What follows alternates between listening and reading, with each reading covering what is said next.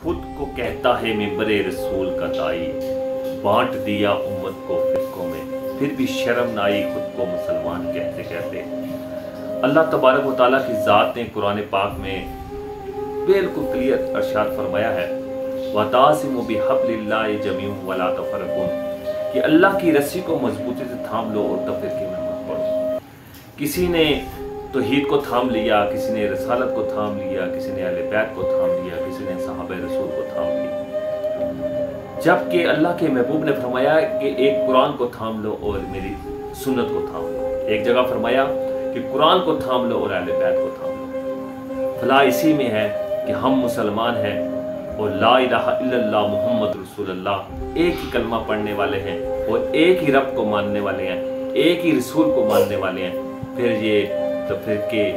ये मसाजिद किसी का, अगर इन फिरकों में इतनी सच्चाई है तो किसी दुकान, कपड़े की दुकान, जूते की दुकान, कोई दुकान आप देख लें, किसी के ऊपर अहले सुन्नत, अहले देवबंद, अहले हदीस लिखा हुआ नजर नहीं आएगा। अहले हदीस कराना, अहले देवबंद कराना, अहले सुन्नत वल जमात, दावत इस्लामी, फलाना फलाना नहीं लिखा नजर आएगा।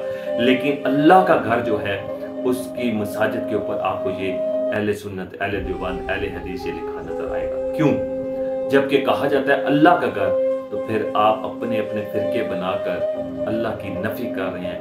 खौफ खुदा करें, अल्लाह से रजू करें, मुसलमानों एक हो जाओ, वरना टुकड़े टुकड़े हो जाओगे। जिस तरह बर्मा में जुल्म सतम हो रहा है, फलस्तीन में जुल्म सतम हो रहा है, और इसी तरीके के साथ आपके साथ भी ये जुल्म सतम होगा। लेकिन ये पाकिस्तान में नहीं होता। कई अल्तशियों को मार दिया जाता है, कत्ल व गैरत कर दी जाती है, कभी अहले हदीस वालों को मार दिया जाता है, सपा सहाबा वालों को मारता है, अहले सुन्नत वालों को मार दिया जाता है, अल्तशी को मार दिया जाता है, अहले हदीस को मार दिया जाता है। तो कब एक हो गए? खुदा का वास्ता है, रसूल का वास्ता है, एक कलमा पढ़ने वाले हो, एक खुदा को मानने वाले हो, एक रसूल को मानने वाले हो, एक कुरान को मानने वाले हो, तो एक हो जाए। ला इलाहा इल्लल्लाह मुहम्मद रसूलुल्लाह, बस अल्लाह के सिवा कोई इबादत के लायक नहीं, और मोहम्मद सल्लल्लाहु अलैहि वसल्लम अल्लाह के रसूल है।